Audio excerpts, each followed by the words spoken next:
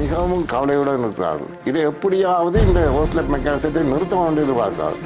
இவ்வளவு மோசமான சர்வதேச குற்றங்கள் இழைக்கப்பட்டிருந்தும் ஏன் ஒரு தீர்ப்பாயத்தை, சர்வதேச தீர்ப்பாயத்தை இந்த ஐக்கிய நாடுகள் சபையோ அந்த மனித உரிமையில் கரிசனை உள்ள நாடுகளோ ஏன் கொண்டு வரவில்லை என்பதற்கு அந்த ஆதாரங்கள் அந்த ஐநாவின் ரிப்போர்ட்டை எங்களுக்கு கை கொடுக்கிறது.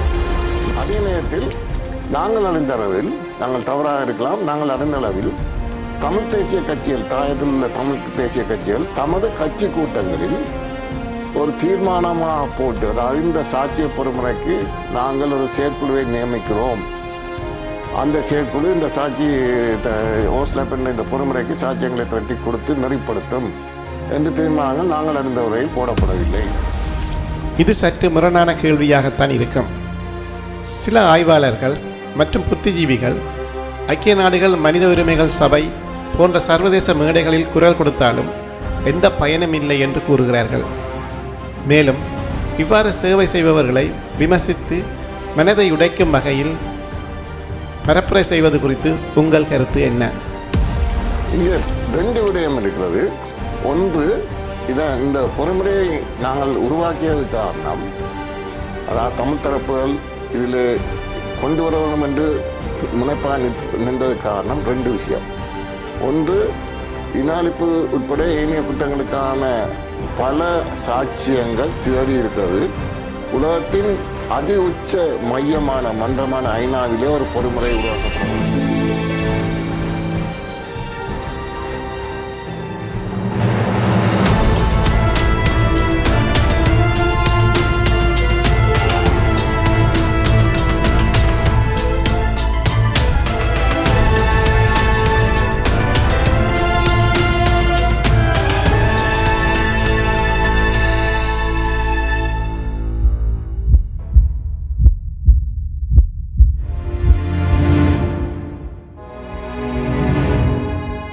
ஒரு போரின் முடிவு, ஆனால் அந்த மக்களின் வலி இன்னமும் முடியவில்லை.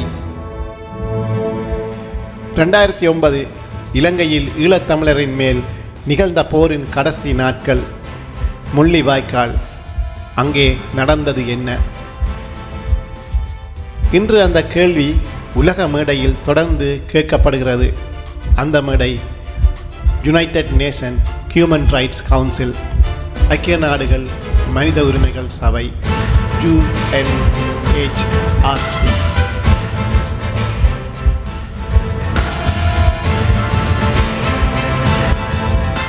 உலகம் முழுவதும் மனித உரிமைகளை பாதுகாக்க உருவாக்கப்பட்ட அமைப்பு.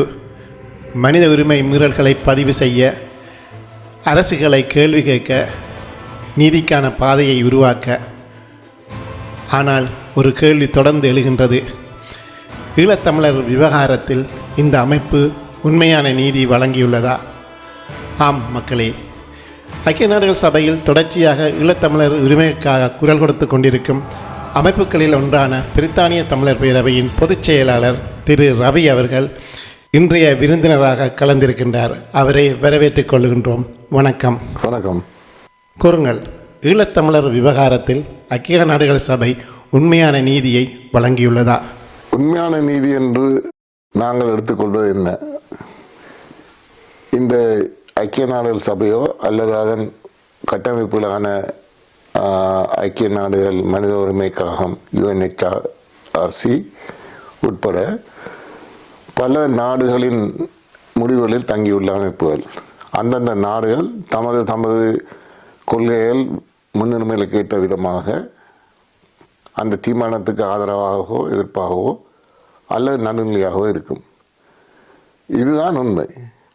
அந்த மன்றம் உட்பட சர்வதேச தளங்களை நாங்கள் கையாள வேண்டும். எங்களுக்கு நடந்த வலிகளையும் இழப்புகளையும் வேதனைகளையும் அநீதிகளையும் எடுத்து செல்ல வேண்டும் என்பதற்காகத்தான் பிரித்தானிய தமிழர் பேரவை 2009 மார்ச்சிலிருந்து ஆரம்பித்த பயணம் இன்று வரை திடமாக தொடர்கிறது. ஆகவே இந்த நீதி அப்சல்யூட் நீதி என்று ஒரு வரையறைக்குள் பார்க்காமல் நாடுகளின் முன்னுரிமைகள், இணைவுகள், பிளவுகளுக்கு மத்தியில் இடைவிடாத பயணத்தை, நீதி தேடுவதற்கான பயணத்தை, அதற்கான ஆதரவு தளங்களை எங்களுடைய குரல்களை அங்கே ஒலிக்க வைத்து எங்களுடைய இனத்துக்கு நடந்த இன அழிப்பையும் ஏனைய குற்றங்களையும் நாங்கள் தட்டி கேட்பதற்கான அல்லது கொண்டு செல்வதற்கான எங்களுக்கு ஆதரவான சக்திகளை ஒருமுகப்படுத்துவதற்கான தளங்களாகவே தான் நாங்கள் இதை பார்க்க வேண்டும். அதற்கூடாக நிச்சயமாக நாங்கள் சரியான பாதையில் நடைபெறும் போது அந்த நீதி, நாங்கள் எதிர்பார்க்கின்ற ஒரு நீதி நிச்சயமாக எதிர்காலத்தில் எங்களுக்கு கிடைத்தே ஆகும். 2012 முதன்முறையாக இலங்கைக்கு சர்வதேச அழுத்தம் உருவானது. அமெரிக்கா தலைமையில் UNHRC இலங்கையை கேள்வி கேட்டது. 2014 ஒரு முக்கிய திருப்பம் உருவானது. சர்வதேச விசாரணை தொடக்கப்பட்டது. OHCHR இன்வெஸ்டிகேஷன் ஆன் ஸ்ரீலங்கா உருவாக்கப்பட்டது. 2015 இலங்கை அரசு தானே ஒப்புக்கொண்டது, நாம் தமிழருக்கு நீதி கொடுக்கின்றோம் என்று. ஆனால் அது நடந்ததா? 2009 போனால் போர் முடிவுக்கு கொண்டுவரப்பட்டு, மூர்க்கத்தனமாக முடிவுக்கு கொண்டுவரப்பட்ட பின்னர் உடனடியாக ஒரு விசேட அமர்வு ஒன்றிலே இதே மனித உரிமைகள் கழகத்திலே இலங்கைக்கு சார்பான நாடுகள் இணைந்து ஒரு தீர்மானத்தை கொண்டு வந்தது. அது இலங்கை ஒரு கொடூரமான பயங்கரவாதத்தை முறியடித்ததற்கு இலங்கைக்கு பாராட்டுகள் என்ற தீர்மானம். அது பல நாடுகள் இலங்கைக்கு ஆதரவாகவும் சில நாடுகள் எதிர்த்தும் வாக்களித்தன. அன்று இலங்கையின் கை ஓங்கி இருந்தது. இலங்கைக்கு எதிரான தீர்மானங்கள் கொண்டு முற்பட்ட போதும் அது நிறுத்தப்பட்டு இந்த தீர்மானம் வெற்றியளித்தது. ஆனால் அதன் பின்னர் இடைவிடாத பல்வேறு நடவடிக்கைகள், பிரித்தானியா தமிழர் பேரவை உட்பட பல டாஸ்பரா அமைப்புகள் எடுத்த முன்னெடுப்புகள், குறிப்பாக சர்வதேச ஊடகங்கள் வழியாக வெளிக்கொண்டு வந்த விஷயங்கள், அது மட்டுமில்லை, நாங்கள் செய்ததை தான் கூற முடியும்.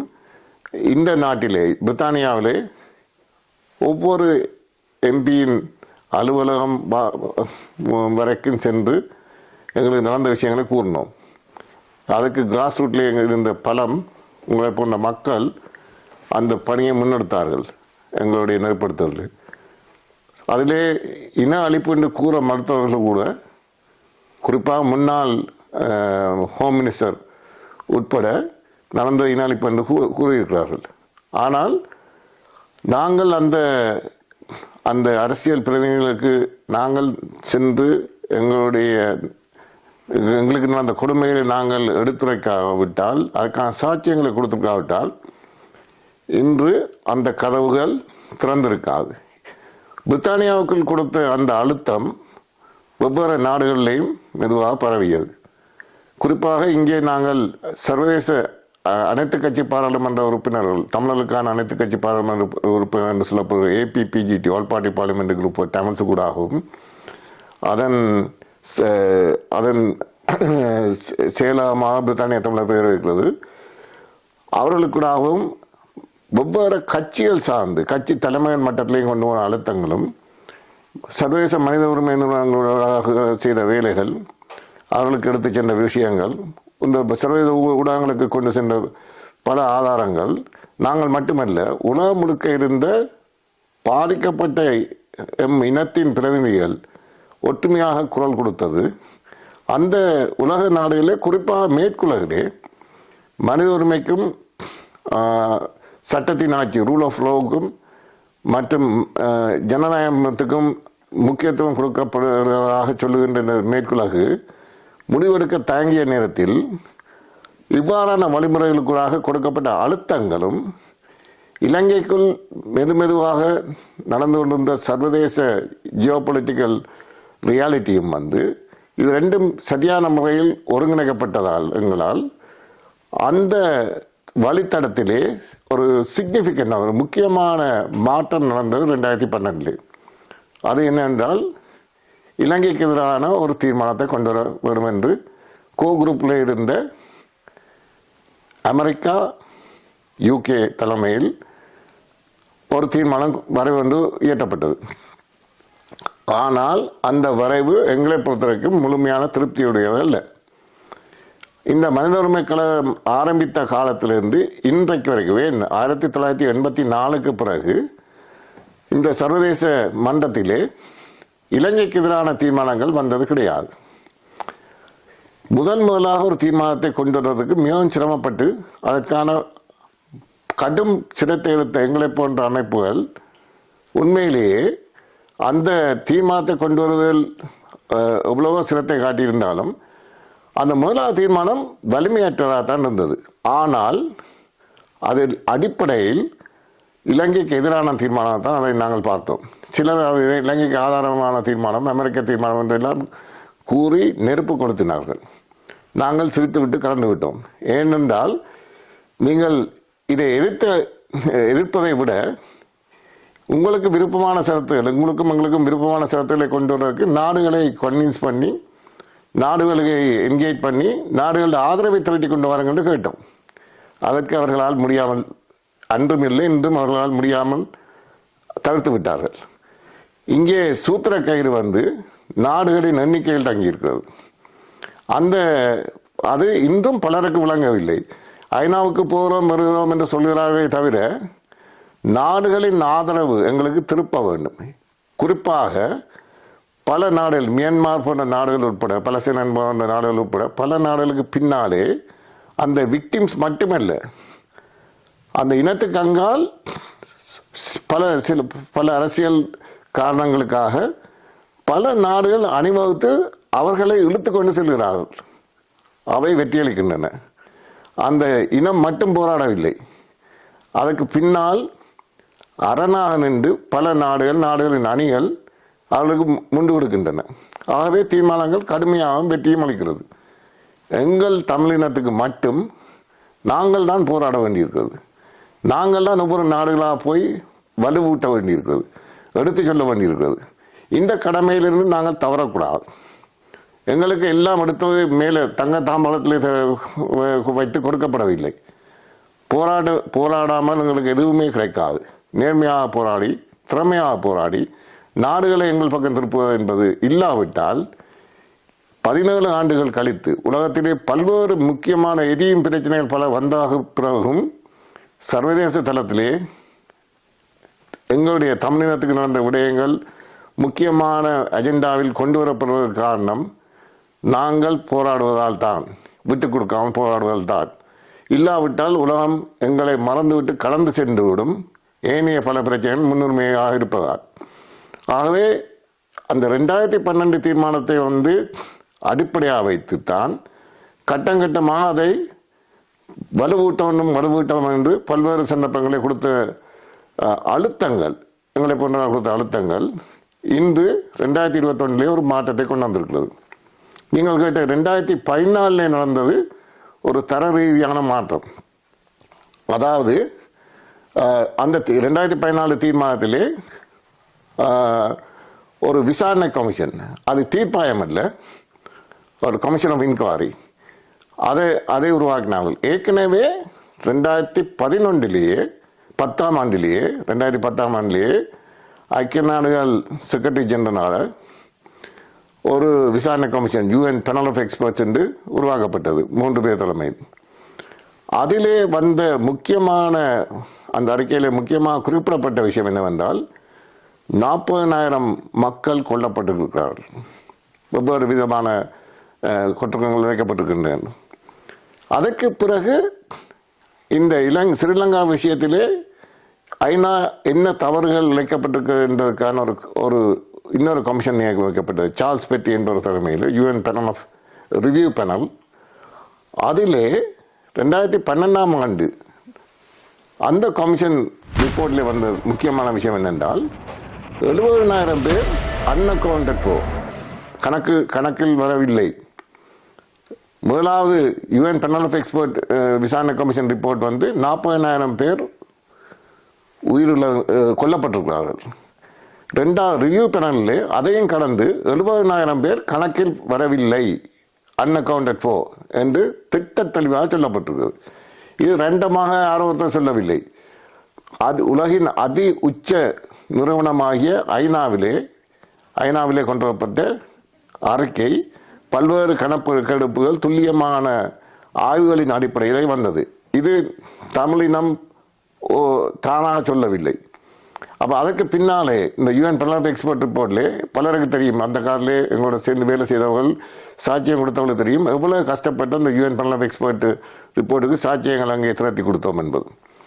அப்போ 40,000 பேரை காணவில்லை என்று 2012 வந்த யூஎன் பேனல் ஆஃப் எக்ஸ்பர்ட் ரிப்போர்ட்டும், அதைத் தொடர்ந்து ஒரு வருஷத்துக்கு பிறகு வந்த சார்ல்ஸ் பெட்டி யூஎன் ரிவ்யூ பேனல் ரிப்போர்ட்லேயே 70,000 பேர் அன்அக்கவுண்டட் ஃபோர் கணக்கில் வரவில்லை என்று சொன்னப்பட்டதும், மதிப்புக்குரிய ராயப்பூ ஜோசப் ஐயா அவர்கள் 1,46,679 பேரை காணவில்லை என்று சொன்னதை நாங்கள் தொடர்ந்து பரப்புரையாக எடுத்து சென்றதும், ஆதே அலைவ் கம்பெயின் போன்ற அவர்கள் உயிரோடு இருக்கிறார்களா என்ற கம்பெயின் எங்களை பொறுத்த வரைக்கும் 18,000 பேருக்கு மேலே காணவில்லை என்ற கம்பெயின் இன்று வரை தொடர்கிறது. இது போன்ற விஷயங்களுக்கூடாக 2014 வந்த இந்த OASL ரிப்போர்ட், ஐநாவின் OASL என்ற ரிப்போர்ட்லே வந்த விடயம் என்னவென்றால், முக்கியமாக ஏனைய விஷயங்களுக்கு அப்பால், அதாவது போர்க்குற்றமும் மனித குலத்துக்கு எதிரான குற்றமும் இழைக்கப்பட்டிருக்கிறது என்று அதிலே திட்டவட்டமாக சொல்லுகிறது.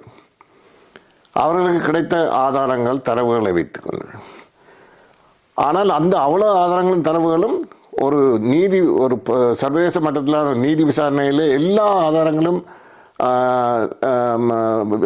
தகுதியானதா என்றால் உறுதியாக சொல்ல முடியாது. ஆனால் எல்லா மக்களுடைய திரட்டப்பட்ட விஷயங்களுடைய தொகுத்து கொரோபரேட் பண்ணி அதன் அடிப்படையில் போர்க்குற்றமும் மனிதத்துக்கு எதிரான குற்றமும் இழைக்கப்பட்டதாக அந்த அறிக்கை வந்தது. அந்த அறிக்கையை சமர்ப்பித்து உரையாடிய பத்திரிகையாளர் கூட்டத்திலே ஒரு பத்திரிகையாளர் ஐநா மனித உரிமை கழக ஆணையாளரை கேட்கிறார், இதிலே ஜெனோசைட் என்பது வந்திருக்கிறதா என்று, இன அழிப்பு வந்திருக்கா என்று கேட்டபோது அதுக்கு ஆணையாளர் அளித்த பதில் மிகவும் தெளிவானது.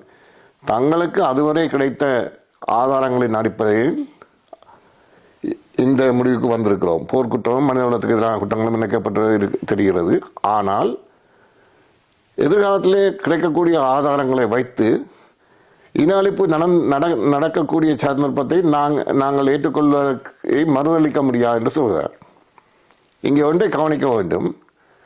இதற்கு பின்னால் குறிப்பாக இன அழிப்புக்கு உட்படுத்தப்பட்ட இனம் தமிழினம் சேர்த்து கொடுத்த பல விஷயங்கள் இல்லாமல் எந்த சர்வதேச நிறுவனமும் நேரடியாக அங்கே எடுத்திருக்க முடியாது. அதற்காக எங்களுடைய தமிழினத்துக்கு ஒரு பெரிய அவருடைய பொறுப்பை நிறைவேற்றியிருக்கிறார்கள். எல்லாரும் இல்லாவிட்டாலும் இந்த ப்ரோசஸிலே நம்பிக்கை உள்ள வாலண்டியர்ஸ் நிறுவனங்கள் ஆற்றிய பங்கு மகத்தானது. அதனை தொடர வேண்டும். அப்போ அந்த இன அழிப்பு குற்றங்களை நிரூபிக்கிறதுக்கு நாங்கள் வெறுமனே இன அழிப்பு என்று கோஷம் போட்ட மட்டும் காணாது. அந்த இன அழிப்புக்கான ஆதாரங்கள் அங்கே இருக்குது இங்கே இருக்குன்னு சொல்லிவிட்டு கடந்து போகாமல் அந்த இன அழிப்புக்கான ஆதாரங்களை நாங்கள் மிகவும் திட்டமிட்டு பகுத்து தொகுத்து வழங்க வேணும்.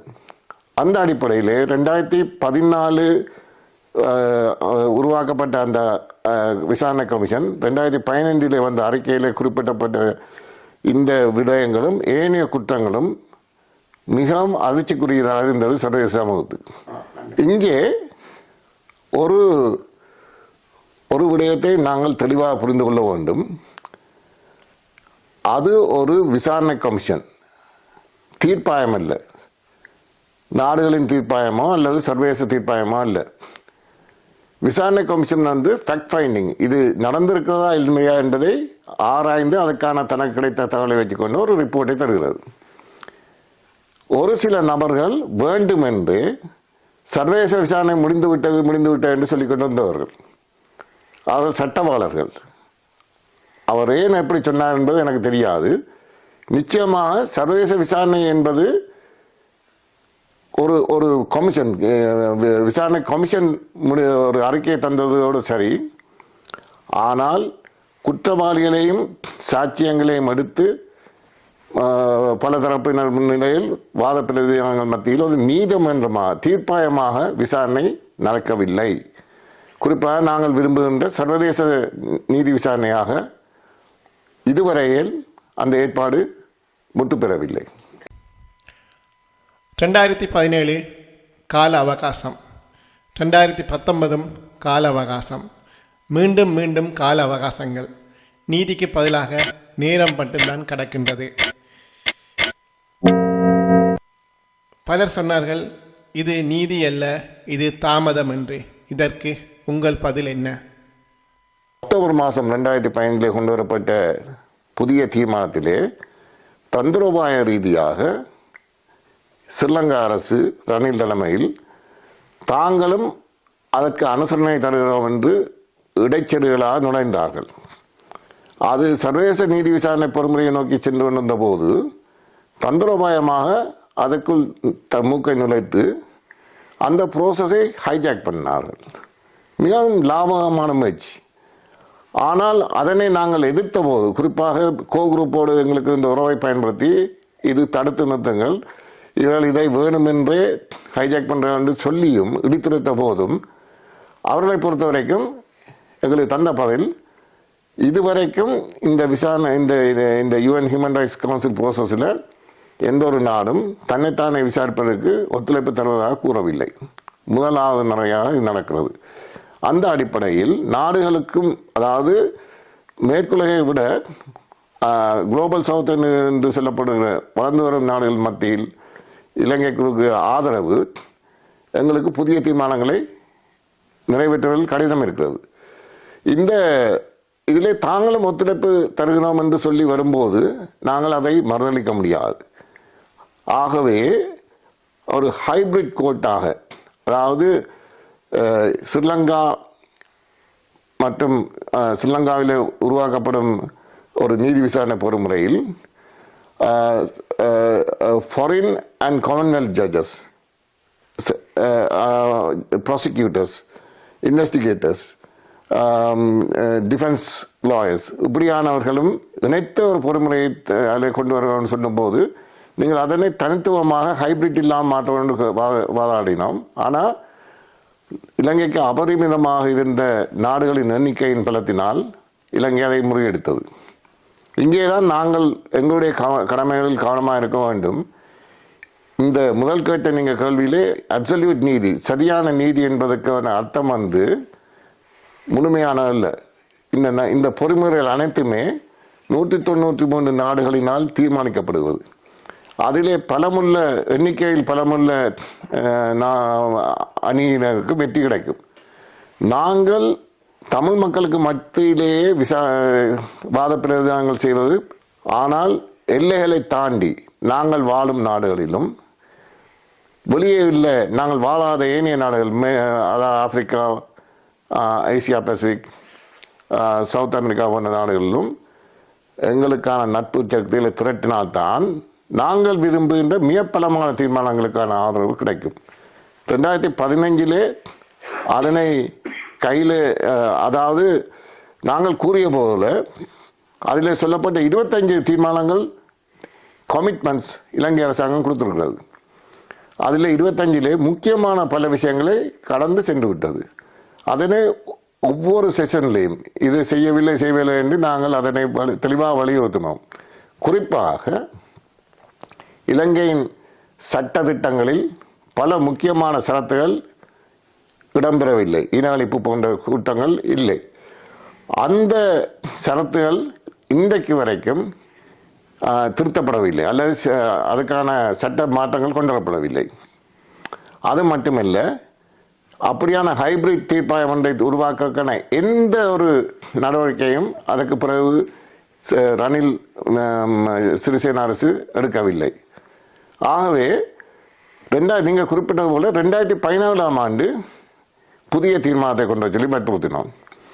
புதிய தீர்மானம் கொண்டு வர முடியாது, திரும்ப அதே கதையைத்தான் குரூப்புன்னு சொல்லிச்சு. அதுக்கான காரணங்கள், ஏனைய நாடுகள் இலங்கைக்கு அவகாசம் கொடுக்குவோம், டைம் அண்ட் ஸ்பேஸ் என்று தான் சொன்னாங்க. எங்களுக்கு டைம் அண்ட் ஸ்பேஸ் கொடுக்குவோம் சொல்லும்போது எங்களால் புதிய தீர்மானம் கொண்டு வர முடியாதுன்னு மறுத்தார்கள். அப்போது நாங்கள் ஒன்றை கேட்டோம், அப்படியானால் இந்த 25 விடயங்களை நிறைவேற்றக்கூடிய ஒரு கால அட்டவணையுடன் கூடிய ஒரு முன்மொழிவை கேளுங்கள். நீங்கள் 2015 இதை ரினியூ பண்ணும்போது இலங்கை அரசாங்கம் காலத்தை கடத்துகிறது. ஆகவே டைம் அண்ட் ஸ்பேஸ் என்று நீங்கள் சொல்லுகிறீர்கள். நிச்சயமாக அது வெறும் வார்த்தை ஜாலம்தான். அதற்காக நாங்கள் குறிப்பிட்ட டைம் பவுண்ட் இம்ப்ளிமெண்டேஷன் பிளான், கால வரம்புடன் கூடிய அட்டவணையுடன் கூடிய நிறைவேற்று திட்டம் ஒன்றை தர சொல்லி கேளுங்கள். அதை 2015 இணைக்க மறுத்து விட்டார்கள்.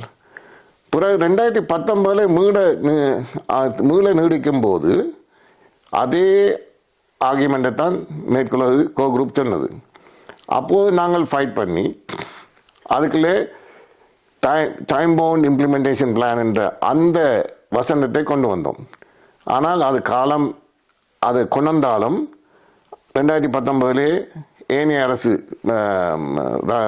கோத்தபாயா வந்துவிட்டார். அதே நேரத்தில் அந்த டைம் பவுண்ட் இம்ப்ளிமெண்டேஷன் பிளானை கூட நாங்கள் கேட்டுக்கொண்ட நிறைவேற்றும் பகுதியிலே கொண்டு வரவில்லை, ஆப்ரேட்டிவ் பேராகிராஃபில் கொண்டு வரவில்லை. அது வழிமொழியும் அதாவது அதுக்கு முன்னுள்ள பந்தியிலே மேற்கோள் காட்டப்பட்டதை தவிர அப்போ இப்படியான பின்னடைவுகள் முன்னேற்றங்கள் இருந்தாலும் நாங்கள் ஒன்றிலே உறுதியாக இருந்தோம். 2018 மியான்மருக்கு கொண்டு வரப்பட்ட ஒரு தீர்மானம் எங்களுக்கு ஒரு வெளிச்சத்தை காட்டியது. நாங்கள் அந்த சமயத்திலே யூஎன் ஹியூமன் ரைட்ஸ் கவுன்சிலே அது பற்றி அந்த 2012 வந்த தீர்மானங்கள் சம்பந்தமாக நாங்களும் என்ன நடக்கிறது என்பதை மிக நுணுக்கமாக ஆராய்ந்து பார்த்தபோது 2019 அந்த தீர்மானமோ அல்லது 2019 பிறகு இப்படி ஒரு தீர்மானத்தை எங்களுக்கு கொண்டு வரணும் என்று எங்களுக்கு உறுதியாக தீர்மானித்தோம். அதாவது மியான்மருக்கு கொண்டு வந்தது ஒரு ஆதாரங்களை திரட்டுவது. அந்த தீர்மானம் மறுபடியும் ஆதாரங்களை திரட்டுவதா என்ற கேள்வி உங்களுக்கு வரும்.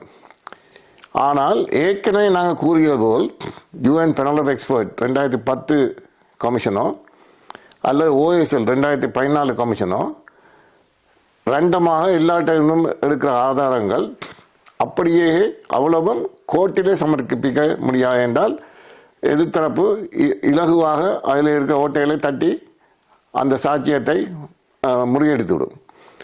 ஆனால் நாங்கள் கேட்டது மியான்மர் மாடல் அல்ல, அதுக்கு மேலே சிரியா மாடல் வந்தது 2013 நினைக்கிறேன்.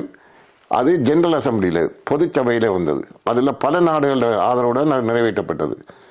அதுக்கு பேர் IIIM, சிரியாவுக்கான IIIM mechanism, international independent investigative mechanism for Syria. ஆனால் எங்களுக்கு பொதுச்சபையில் கடைசி மட்டும் 100 அல்லது 90க்கும் மேற்பட்ட வாக்குகள் கிடைக்காது. ஆனால் அதே மாதிரியான ஒரு விஷயத்தை ஐநா மனித உரிமை கழகத்தில் ஜெனிவாவில் அதாவது UNHRCக்குள்ளே கொண்டு வந்த போது 2018 எங்களுக்கு ஒரு புதிய நம்பிக்கையும் ஒரு ஸ்பார்க்கும் ஒரு ஒளியும் கிடைத்தது.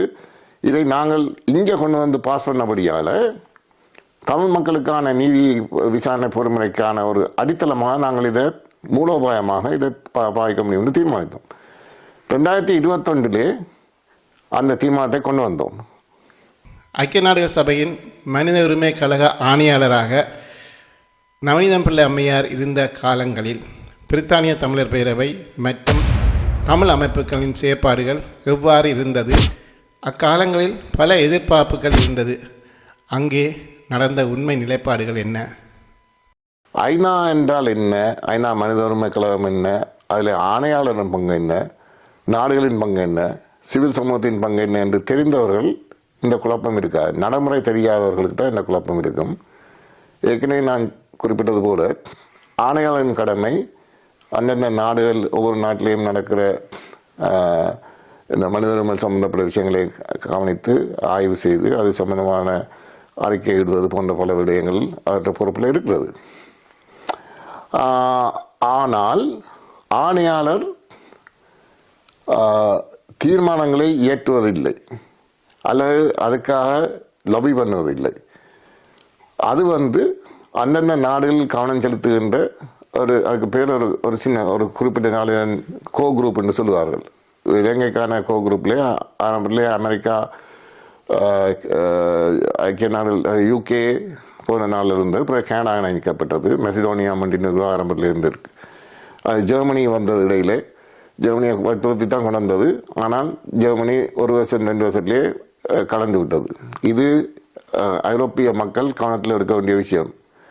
அவர்கள் அங்கே ஜெர்மனிக்கும் பிரான்ஸுக்கும் அழுத்தத்தை போட்டு அவருடைய வைபாகத்தை இன்னும் வலுப்படுத்த வேண்டிய கடமை உங்களுக்கு இருக்கிறது.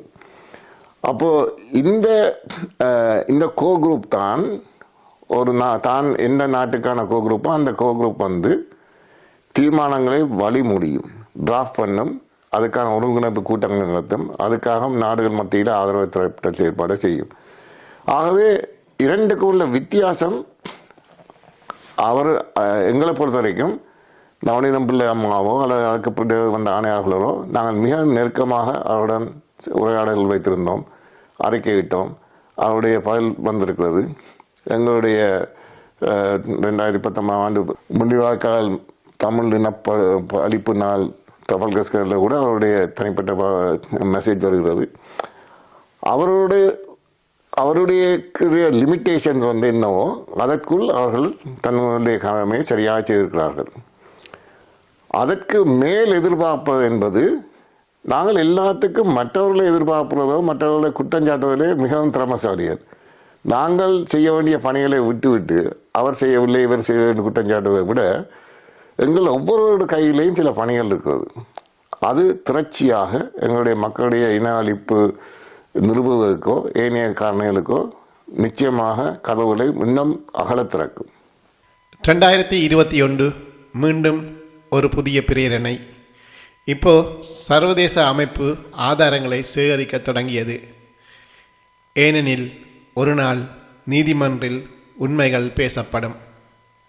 அந்த நாளுக்காக ஆதாரங்கள் சேகரித்து பாதுகாக்கப்படுகின்றன. அதன் அடிப்படையில் இப்போ என்ன நடக்கின்றது? 2019 வரைக்கும் வந்த அந்த தீர்மானம் வந்து இலங்கை அதை ஹைஜாக் பண்ணி அதே நேரத்தில் ஆட்சி மாற்றம் வந்தபடியால் மேற்குலகம் அவர்களுடன் அனுதாபமாக இருந்தபடியால் நோகாமல் அடிக்கிற மாதிரி அடித்து கொண்டு வந்தது. அதே நேரத்தில் எங்களுக்கு 2018-19 நாங்கள் மாற்று தீர்மானங்களை கொண்டு வர சொல்லும்போது எங்களுக்கு இந்த மேற்குலகிலிருந்து வந்த பதில்களில் ஒன்று, இங்கே பல தீர்மானங்கள் வந்திருக்கிறது, பல தீர்மானங்கள் நிறைவேற்றப்படவில்லை, இதற்கு மேலே தாங்கள் என்ன செய்யலாம் என்ற ஒரு கேள்வியை கேட்பார். அப்போதுதான் 2018-19 நாங்கள் ஏற்கனவே ஒரு ஆய்வு செய்து கொண்டு வந்தோம் பிரித்தானிய தமிழர்களை. இலங்கை வந்து ஏனைய நாடுகளை போல சண்டித்தனம் காட்டிக் கொண்டிருக்கிறார். இலங்கையோட பலவீனம் என்னென்ன குறிப்பாக நாங்கள் மனித உரிமை கழகத்தில் மட்டுமில்லை, இலங்கையின் பலவீனங்கள் என்ன என்பதை ஆராய்ந்து நாங்கள் நாடுகளுடன் அதை ரிப்போர்ட் பண்ணினோம். இதில் குறிப்பாக மேற்குலகில்தான் இலங்கை பொருளாதார ரீதியாக குறிப்பாக அந்நிய செலாவணி வருமானத்துக்கு மிகப்பெரிய அளவில் தங்கியிருக்கிறது என்பதை இந்த வேர்ல்ட் பேங்க் ரிப்போர்ட் போன்ற சென்ட்ரல் பேங்க் ஆஃப் ஸ்ரீலங்காவோட சென்ட்ரல் பேங்க் போன்ற பல்வேறு நிறுவனங்களின் ஆதாரங்களை முன்வைத்து நாங்கள் செய்த ஆய்வை சமர்ப்பித்தோம். மிக வீக்காக இலங்கை இருக்கிறது. இன்றைக்கு சர்வதேச அந்நிய செலாவணியை ஈட்டுவதற்கு 60-63% வரைக்கும் குறிப்பாக US, UK, யூரோப்பியன் யூனியன் போன்ற நாடுகளிலிருந்து தான் அந்த அந்நிய செலாவணி வருமானம், ஏற்றுமதி வருமானம் கிடைக்கிறது. இது டூரிசம் செக்டர் கூட கிட்டத்தட்ட 60% வரைக்கும் மேற்குலகு அதன் அணியினருக்குடாக தான் கிடைக்கிறது. இப்படி இதை ஒரு ஃபாரின் ஆஃபீஸ் மீட்டிங்கில் கூட இதை சுட்டி காட்டினோம். 2019-20 உங்கள் கையில் ஒரு அசைக்க முடியாத பலம் இருக்கிறது, இலங்கையை நகர்த்தக்கூடிய லெவரேஜ் இருக்கிறது, ஏன் அதை பாவிக்கவில்லை என்று கேட்டோம். அவர்கள் அதை அறிந்திருக்கவில்லை, அல்ல ஆராய வேண்டிய தேவை இருக்கவில்லை. அவருக்கு எல்லாம் தெரியும் என்று நாங்கள் சும்மா கற்பனையில் சொல்லக்கூடாது. என்ன சொன்னால் அவர்களுக்கு தங்களுக்கு இருக்கிற ரிசோர்ஸஸை எங்கே முனைப்பாக செலுத்தணுமோ அதில் தீவிரமாக ஆராய்வார்கள், தீவிரமாக சேருவதால். ஏனைய இடங்களில் இருப்பார்கள், அது எல்லா நாடுகளும் செய்யும், நீங்களும் செய்வீர்கள். அந்த அடிப்படையில் ஒரு வலி சுமந்த இனம் அவர்களுக்கு தெரிந்தானே என்று நாங்கள் கடந்து போகவில்லை. நாங்கள் அந்த ஆய்வை செய்ததன் மூலம் ஒன்றை உறுதியாக கூற முடிந்தது, உங்கள் கையிலே பொருளாதார ஆயுதம் இருக்கிறது, லெவரேஜ் இருக்கிறது. யூரோப்பியன் யூனியன் GSP+ கொடுக்கிறது, அமெரிக்கா ஏற்றுமதியை சலுகையளிப்பதில் கொடுக்கிறது, UK கொடுக்கிறது. இதனை நீங்கள் ஏன் முக்கியமான ஒரு லெவரேஜாக பாவித்து நீங்கள் ஐக்கிய நாடு சபையில் கொண்டு வர தீர்மானங்களை நீங்கள் நிராகரிப்பீர்களா என்றால் நீங்கள் இதை இழக்க வேண்டி வரும் என்று எச்சரித்திருக்கலாம். அதனை செய்வீர்களா இல்லையான்னு கேட்டபோது அவர்களுடைய தடுமாற்றம் தெரிஞ்சது. இது நான் எங்களுடைய வாதங்களை மறக்கவில்லை. நீங்கள் அறிவுபூர்வமாக வேலை செய்ய முடியாவிட்டால் அவர்களை குற்றச்சாட்டி கொண்டு தான் இருக்க வேண்டும். உங்களுடைய வாதங்கள் எடுபடுகிற இடங்கள் நீங்கள் அறிவு திறமையுடன் செயல்படும் போது அவர்களால் அதை பகிரங்கமாக உடைக்க முடியவில்லை. அவர்கள் அந்த நிர்பந்தத்தை கொடுத்தோம். உங்களை ஐநா மனித உரிமை கழகத்தில் தீர்மானங்களை கொண்டு நிறைவேற்றாமல் போகிறதுக்கு ஏனைய நாடுகளுக்கு பலம் இருக்கிறது. இலங்கைக்கு அந்த பலம் இல்லை. நிச்சயமாக இலங்கை பொருளாதார ரீதியாக மிகவும் நலிவடைந்து செல்கிறது. உங்களுக்கு நீங்கள் கொடுக்குற சலுகையில் தான் அது மூச்சு விடுகிறது. நிச்சயமாக இலங்கைக்கு எதிராக பெரிய பின்னடைவு வரும் என்று சொல்லும் போது அதனை அரைகுறையாக ஏற்றவர்கள் கூட அப்போது எங்களுடைய தமிழ் மக்கள் கூட இந்தளவு பின்னடைவை இலங்கை சரிவை சந்திக்க போவது என்று எதிர்பார்த்திருக்கவில்லை. எங்களிடம் ஆதாரம் இருக்கிறது, எங்களுடைய பப்ளிகேஷன் இருக்கிறது. அது நடந்து சரியாக 2-3 வருடத்துக்கு பிறகு 2022 உங்களுக்கு எல்லாருக்கும் தெரியும், சர்வதேச சமத்துவம் தெரியும், நாங்கள் சொன்னது நிரூபிக்கப்பட்டது. அப்படி அந்த அழுத்தங்களின் மூலம்தான் 2020 இறுதியிலே மறுபடியும் 2021 ஒரு புதிய தீர்மானத்தை கொண்டு வருங்கள் என்று கேட்டபோது இல்லை, மீளவும் பழைய தீர்மானத்தை 3வது தரமாக கொண்டு வரப்போகிறோம் என்று சொன்னார்கள். சிவந்திரன் அவர்கள் கூட இதனை ஒரு தன்னுடன் குரூப் கழித்தது என்று கூறியிருக்கிறார். இப்படித்தான் சொன்னார்கள். நாங்கள் எல்லாருக்கும் சொன்னோம், அது பிழை. 4-5 வருடமாக திரும்பி கொண்டு விடக்கூடாது. நாங்கள் நிச்சயமாக இந்த முறை ஒரு புதிய தீர்மானத்தை கொண்டு வருவோம்னு சொல்லி அதை டிராஃப்ட் பண்ணி அதிலே சர்வதேச தீர்மானத்தையும் போட்டு, அதாவது ஐசிஜே அடாக் ட்ரைபியூனல், யூகோஸ்லாவியாவுக்கும் ருவாண்டாவுக்கும் வந்த அடாக் ட்ரைபியூனல், இந்த 3 பொறுமுறையும் போட்டு அதையும் போட்டிருக்கோம். ஆனால் எங்களுக்கு தெரியும் வாக்கு பலம் சர்வதேச தீர்மானத்தை கொண்டு வரதுக்கு அந்த காலகட்டத்தில் இல்லை. ஆகவே அதுக்கு அடுத்ததாக போட்ட சரத்தை நாங்கள் நிச்சயமாக நிறைவேற்றோம் போட்டோம். அது என்னன்னு சொன்னால், இந்த மியான்மருக்கும் சிரியாவுக்கும் வந்தது போன்ற ஒரு சாட்சியங்கள் திரட்டும் ஒரு பொறிமுறையை கொண்டு வர சொல்லி கேட்டோம். சரி, அது IIIM, IIIM இந்த 2 பொறிமுறைகளை போன்ற அதை ஒத்த ஒரு தீர்மானத்தை நிறைவேற்ற வேண்டும் கேட்டபோது ஆரம்பத்திலே குரூப் மறுத்து விட்டது, எங்களுக்கு பலம் இல்லை என்று. நாங்கள் தனியாக BTF மட்டுமில்லாமல் பல்வேறு புலம்பெயர் அமைப்புகளுடன் கலந்து உரையாடி அவருடைய அனுசரணையும் பெற்று பல்வேறு கட்சிகள், தமிழ் தேசிய கட்சிகள், நாட்டில் இருந்த கட்சிகளுடையும் கழித்து எம்பிகளுடைய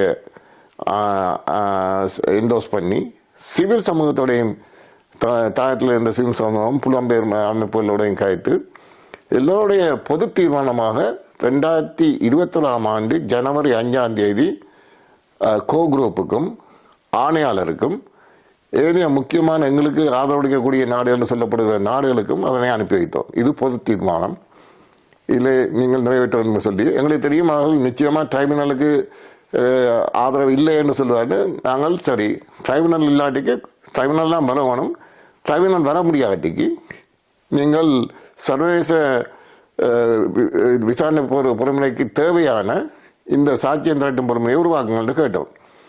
பல்வேறு நாடுகள் மத்தியிலே நாங்களும் இறங்கி அவருடன் வேலை செய்து இதற்கான அடிப்படையை ஒரு விக்டிம்ஸாக, அதாவது பாதிக்கப்பட்ட மக்களின் பிரதிநிதியாக நாங்கள் இடித்துரைத்த போது சில நாடுகள் ஏற்றுக்கொண்டன.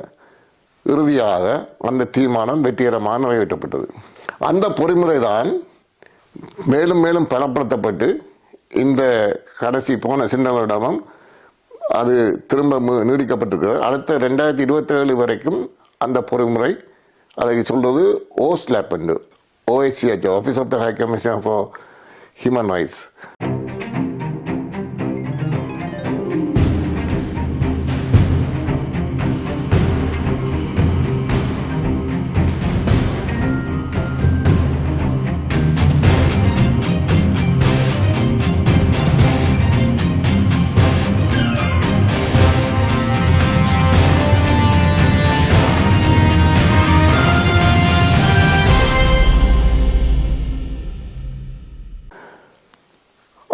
அவருடைய ஸ்லாப், ஸ்ரீலங்கா அக்கௌண்டபிலிட்டி ப்ராஜெக்ட் என்று இருக்குது. OSLAP என்ற பொறிமுறை செயல்படுகிறது.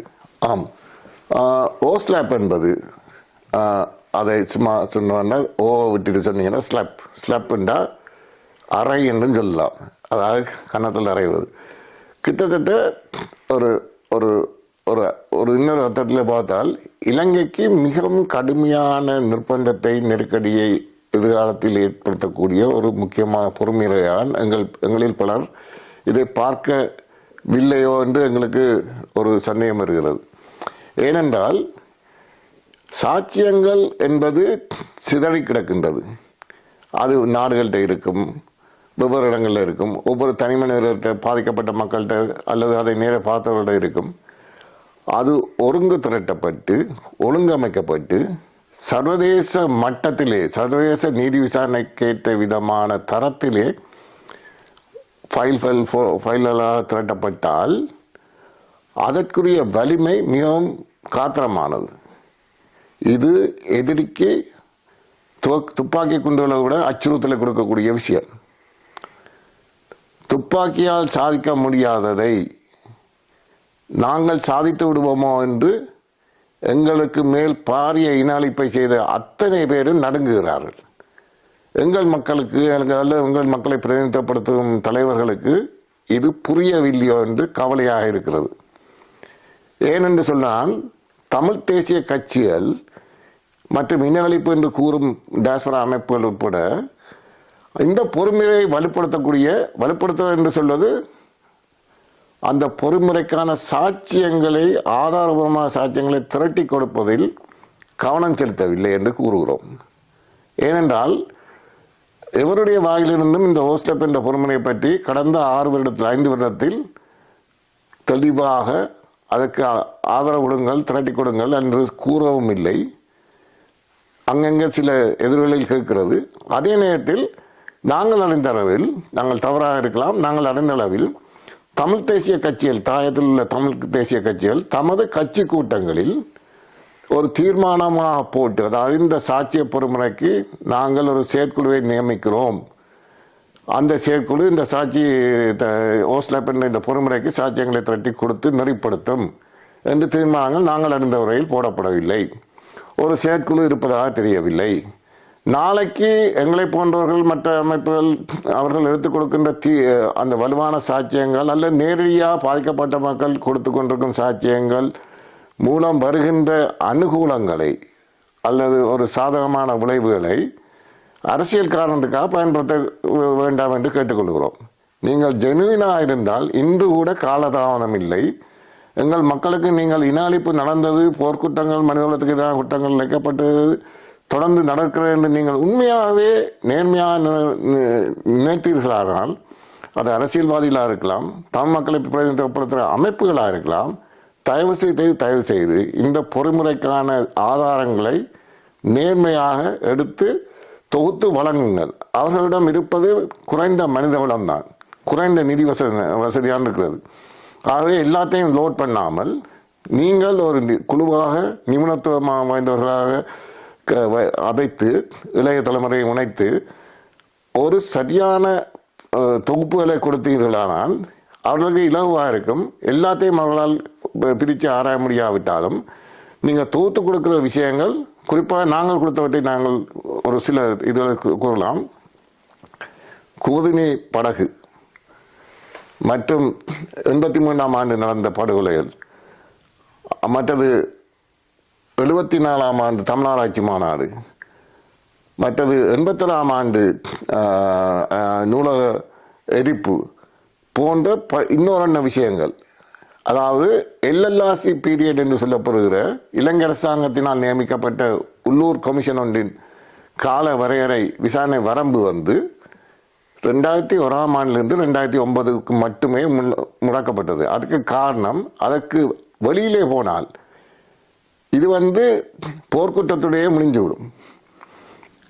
2001க்கு பின்னாடி போகும்போது, குறிப்பாக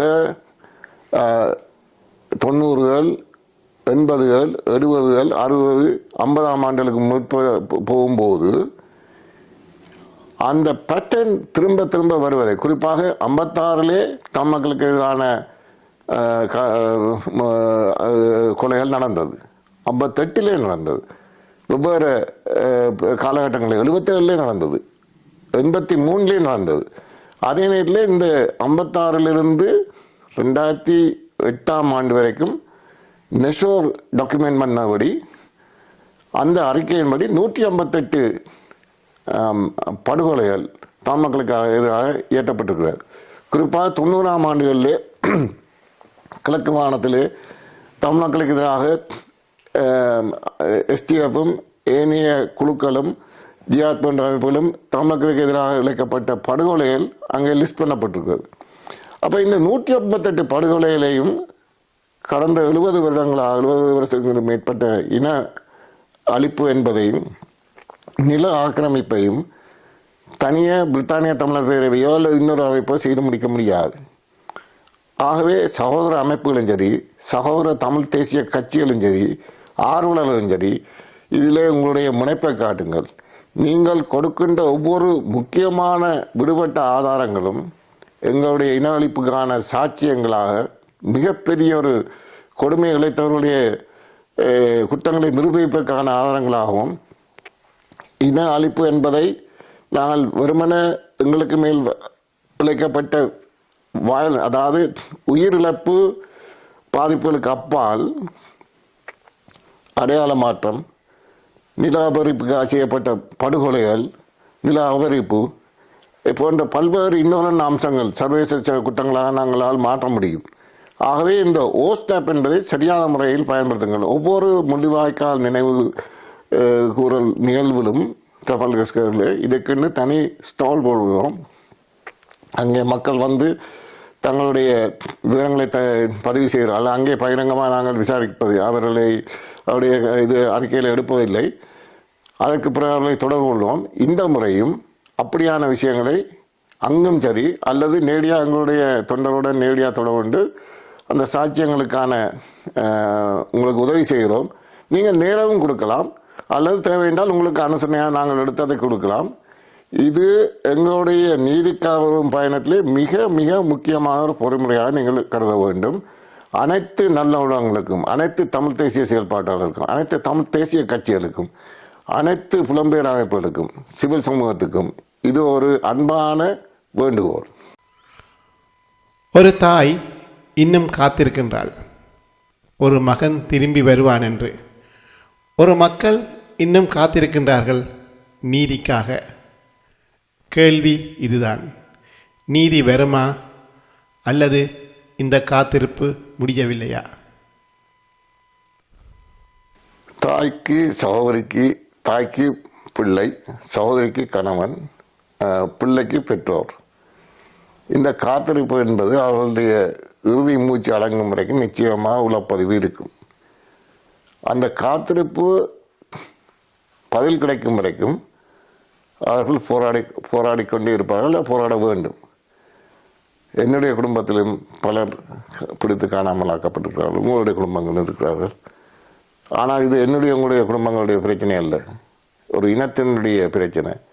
இனமாக எழுந்து இடைக்கிட வருகிற சலுகைகளை கண்டு மயங்காமல், இந்த அரசாங்கம் பரவாயில்லை அந்த அரசாங்கம் பரவாயில்லை என்று கதைப்பதை செம்மிமடுக்காமல், எந்த அரசாங்கம், சிங்கள அரசாங்கம் எதுவுமே எங்களுக்காக உண்மை நீதியை தேடுகிற பயணத்திலே எதுவுமே செய்ய போவதில்லை.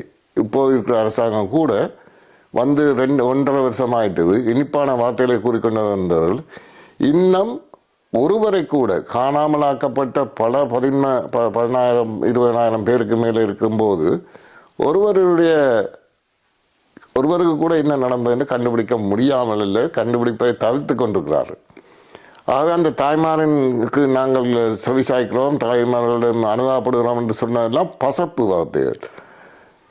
நாங்கள் போராடணும், எங்களுடைய இனம் போராடணும், போராடுவதற்கு உறுதுணையாக இருக்கணும். முந்தி களத்திலே நின்றவர்களுக்கு நாங்கள் எல்லாரும் எப்படி எங்களுடைய மக்கள் ஏகோபித்த ஆதரவுகளை கொடுத்தார்களோ அதை மாதிரி சர்வதேச அரங்கத்திலே இப்படி நின்று உண்மையாக போராடலை இனங்கண்டு மக்கள் ஆதரவிக்காவிட்டால் வெறுமன கோஷங்களோட இது முடியும். அந்த தாய்மாரின் இது காத்திருப்பு என்பதற்கு அர்த்தமில்லாமல் போயிடும், அவர்களுடைய கண்ணீரை துடைக்க முடியாமல் போயிடும். அந்த பிள்ளைகளுடைய பெற்றோருக்கு என்ன நடந்தது என்று கண்டுபிடிக்க முடியாமலே போகும். சர்வதேச அழுத்தம் இல்லாவிட்டால் இலங்கை, ஸ்ரீலங்கா எந்த காலத்திலையும் எதுவுமே செய்யப்போவதில்லை. சர்வதேசத்தை அழுத்தத்தை உருவாக்குவது புலம்பெயர் அமைப்புகளின், குறிப்பாக மேற்குலகில் வாழுகின்ற உங்களுடைய கடமை. அதே நேரத்தில் இந்த விடயத்தை தாயகத்தில் உள்ள தலைவர்கள், பொது அமைப்புகள் ஆதாரங்களை திரட்டுவதில் அவர்களுக்கு ஒரு காத்திரமான பணி இருக்கிறது. இது ரெண்டும் சிறப்பாக ஒருங்கிணைக்கப்பட வேண்டும். இவை அழுத்தங்களாக மாற்றப்பட்டு எங்களுக்கான ஒரு அரசியல் தீர்வை தேடுவதற்கான வலுவான ஒரு லெவரேஜாக இதுவும் பொருளாதார காரணங்களையும் நாங்கள் சிறப்பாக ஒரு மூலோபாய உத்திகளால் கொண்டு வர வேண்டும்.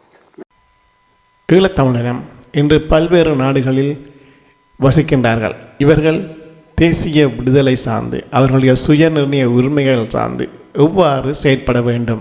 ஐக்கிய நாடுகள் சபைக்கு மட்டுமல்ல, ராஜேந்திர மட்டங்களில் சரியான முறையான பயிற்சிகள் கொடுக்கப்பட்டு, முறையான ஆவணங்கள் திரட்டப்பட்டு, முறையான மூலோபாயங்களை வகுக்கப்பட்டு, அந்த நாடுகளை வென்றெடுக்கக்கூடிய, எல்லா நாடுகளையும் வென்றெடுக்க முடியாவிட்டாலும் தெரிவு செய்யப்பட்ட நாடுகளை வென்றெடுக்கக்கூடிய ஒரு சிறந்த திட்டங்கள் எங்களிடம் இருக்கிறது. அதே போல் அமைப்புகளிடம் இருக்கலாம். அந்த அமைப்புகளுக்கு எங்களுடைய மக்கள் நேரடியாக பங்களிக்கலாம், அல்லது ஏதோ ஒரு விதமாக அவர்களுக்கு தேவைகளை கொடுத்து ஊக்குவிக்கலாம். தார்மீக ஆதரவு மட்டும் காணாது. நடைமுறையில் எல்லா அமைப்புகளுமே, எனக்கு தெரிந்து எல்லா அமைப்புகளுமே இன்று அந்த கட்டமைப்பு சார்ந்த விஷயங்களை வலுப்படுத்த முடியாமல் திணறுகின்றன. அமைப்புகளில் குற்றஞ்சாட்டு சொல்லி போட்டு தப்பி செல்ல முடியாது யாருமே. இது அமைப்புகள் சார்ந்த பிரச்சனை அல்ல. இது மக்களுடைய இன அழிப்புக்குட்பட்ட ஒரு இனத்தினுடைய பிரச்சனை. ஆகவே அந்த இப்போது வருகிற வாட்ஸ்அப் குரூப்புகளோட உரையாடல்களை பார்த்தால் ஒரு விதத்தில் கவலைக்குரிய விதமாக இருக்கு. எங்களை போன்ற ஒரு இன அழிப்புக்கு உட்பட்டுக்கின்ற இனத்துக்கு ஒரு ஃபோக்கஸ் இல்லையோ. ஒரு எம்பிகளுடைய கதைகள், அந்த பிரச்சனை, இந்த பிரச்சனை, தமிழ்நாட்டு அரசியல், இப்படி பல விஷயங்களையும் போட்டு விவாதித்து குழப்பிக்கொண்டு வரும். ஆனால் அப்படி குழப்பிக்கொண்டால் கூட பரவாயில்லை. எங்களுக்கு என்ன தேவை, முன்னுரிமை என்பதை நாங்கள் அதுக்கு முன்னுரிமை கொடுக்கிறோம் இல்லை. அதுக்கு போராடுகின்ற அமைப்புகள் யார் சரியான முறையில் இருக்கிறார் என்பதை அறிவதற்கான தேடல் இல்லை. ஆனால் இது இருந்தால் நீங்கள் எதிர்பார்க்கிறதை விட பல மடங்கு வேகத்தில் இந்த நீதி தேடல் பல மடங்கு வேகத்தில் நடக்கும். இப்போது எங்களை பொறுத்த வரைக்கும் இது ஒரு மாறுநிலை காலகட்டம். இந்த காலகட்டத்தில் இன்னொரு வேலை செய்ய வேண்டும். இந்த பொறிமுறைகளோ எங்களுக்கான அரசியல் தீர்வோ என்பது சர்வதேச தளத்திலே தான் இருக்க வேண்டும். அந்த சர்வதேச தளத்திலே சர்வதேச அழுத்தங்களுக்குள்ளாகத்தான் இலங்கையை பணிய வைக்க முடியும். ஆனால் அதற்கு நீண்ட காலம் எடுக்கும். நாங்கள் 2009 தொடங்கும் போது அடுத்த வருஷம் 10 வருஷத்திலே நடக்கும்னு நாங்கள் ஒரு காலம் சொல்லவில்லை. ஆயுத போராட்டத்தில் தலைவர்கள் கூட அப்படி சொல்லவில்லை. ஆனால் அப்படியாக தொடர்ச்சியாக பொறுமையாக வேலை செய்ய வேண்டிய அதே நேரத்திலே தாயகத்தின் சிதைவு, குறிப்பாக எண்ணிக்கை, எங்களுடைய மக்களுடைய எண்ணிக்கை பரம்பல் குறைந்து வருவதும், பலவீனமாக ஏனைய மக்கள், ஏனைய சமூகங்களுடைய, ஏனைய அரசுகளுடைய தங்கியிருத்தலையும் பார்க்கும்போது அதனை சுய சார்பாக நிற்கக்கூடிய ஒரு இனக்குழுமமாக, எண்ணிக்கையில் சிதைவை தடுக்கக்கூடிய விதமாக மீள்குடியேற்றம், மீள்கட்டமைப்பு போன்றவற்றை தூக்கி நிறுத்தக்கூடிய அந்த பொறுமைகளை பற்றிய அறிவுபூர்வமான சிந்தனையுடன் செயல்படுத்தக்கூடிய திறன் உள்ளவர்கள் வடக்கு கிழக்கெங்கும் இருக்கிறார்கள்.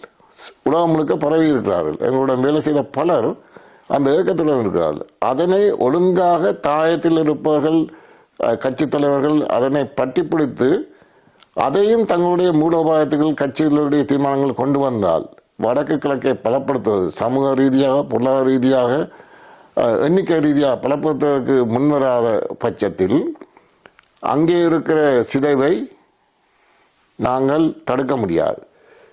அதை செய்யாமலுக்கு மிச்ச எந்த வேலையும் நீண்ட காலத்துக்கு நடத்தி கொண்டு போகிறது. கடைசியாக அங்கே சிவர் இருந்தால் தான் சித்திரம் இல்லையா என்பது போல அங்கே மண், எங்களுடைய தாய பூமி கூறு கூறாக வெட்டி முடிக்கப்பட்ட பிறகு, எல்லாரும் ஆர்க்க பங்குகளை ஏனைய இனங்கள் எடுத்துக்கொண்டு போன பிறகு நாங்கள் அங்கே தொடர்ச்சியான நிலப்பரப்புக்கு உரிமை கோர முடியாது. அதால் தமிழ் தேசிய இனம் என்று சொல்ல முடியாது. அதனால் எங்களுக்கு சுயநிர்ணய உரிமை இருக்கிற என்று அறுதியிட்டு கூற முடியாது. ஆகவே நாங்கள் பிரித்தானியா தமிழை பொறுத்தவரைக்கும் கடந்த 10 வருடத்துக்கு மேலாக மீள் குடியேற்றம், புனர் நிர்மாணம், ஏனைய முக்கியமான மூலோபாய திட்டங்களை அமலாக்குங்கள் என்று சர்வதேச தளங்களிலே வாதாடி வருகிறோம். இதற்கான ஆதரவு தாயத்திலிருந்து தமிழ் கட்சிகள் மத்தியிலிருந்தோ வரவில்லை. ஆகவே இது சமாந்தரமாக நடக்கணும். ஏனைய ரெண்டும் அரசியல் வேணமாவுக்கான அழுத்தங்களை சர்வதேச தளத்தை கேட்கும் போதும் சர்வதேச தீர்ப்பாயத்தை கேட்கும் போதும் அது நீண்ட கால திட்டம். ஆனால் உடனடியாக செய்ய வேண்டியது ஒவ்வொரு கிராமத்தையும் மீள கட்டி எழுப்பணும். ஒவ்வொரு கிராமத்தையும் சமூக பொருளாதார மற்றும் தமிழ் மக்கள் பரம்பல் ரீதியாக பலப்படுத்த வேண்டும். அதற்கான ஆதரவு தளம் நாங்கள் விஸ்தரிக்க வேண்டும். இது தாயத்தில் உள்ள இருந்து இந்த கோரிக்கைகள் இதை இங்கு முன்வைக்க வேண்டும். புலம்பெயர் மக்கள் கட்டமைப்புகளிலும் பல இதை பற்றி அக்கறை இல்லாமல் இருக்கிறார்கள். ஆனால் இந்த தளத்திலே நீங்கள் மற்றும் தாயத்தில் உள்ள கட்சிகள் அமைப்புகள் அனைத்தும் ஒரு தளத்திலே ஒற்றுமையாக இயங்கக்கூடிய சாத்தியக்கூட இங்கே நிறைய இருக்கிறது. இது சற்று முரணான கேள்வியாகத்தான் இருக்கும். சில ஆய்வாளர்கள் மற்றும் புத்திஜீவிகள் ஐக்கிய நாடுகள் மனித உரிமைகள் சபை போன்ற சர்வதேச மேடைகளில் குரல் கொடுத்தாலும் எந்த பயனும் இல்லை என்று கூறுகிறார்கள். மேலும் இவ்வாறு சேவை செய்பவர்களை விமர்சித்து மனதை உடைக்கும் வகையில் பரப்புரை செய்வது குறித்து உங்கள் கருத்து என்ன? மிகவும் ஆதாரபூர்வமாக எங்களுடைய கருத்திலே உண்மையும் இருக்கும். இந்த பல காரணங்கள் இருக்குது. இலங்கையின் உள்ள பொறிமுறைகள் இதற்கு நியாயம் தரப்போவதில்லை. தமிழ் மக்களுடைய இனப்பிரச்சனைக்கோ நீதிக்கான இதிலையோ நியாயம் வழங்கப் போவதில்லை என்றதுக்கு பல காரணங்கள் இருக்குது.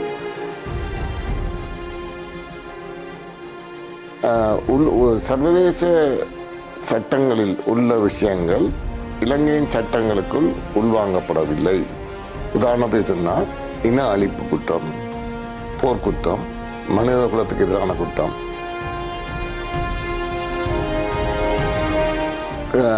இலங்கையில சட்டக்கோவை சட்ட திட்டங்களுக்கு நாங்கள் அறிந்த வரைக்கும் டெம்போரல் லிமிட்டேஷன் காலம் ஒரு குறிப்பிட்ட காலத்துக்கு மேலே போயிட்டுன்னு சொன்னால் அது இலங்கையில் நீதிமன்றத்தில் சமர்ப்பிக்க முடியாது. நாங்கள் அறிந்த வரைக்கும் பாலியல் வன்கொடுமைகள் அல்லது இந்த சித்திரவதைகள், டார்ச்சர் அல்லது வலிந்து காணாமப்படுதல் உட்பட பல குற்றங்கள், அதாவது எங்களுக்கு தெரிஞ்ச அளவுக்கு பல குற்றங்கள். அப்போ பாருங்கள் எவ்வளோ 1956 பல குற்றங்கள் நடந்திருக்குது.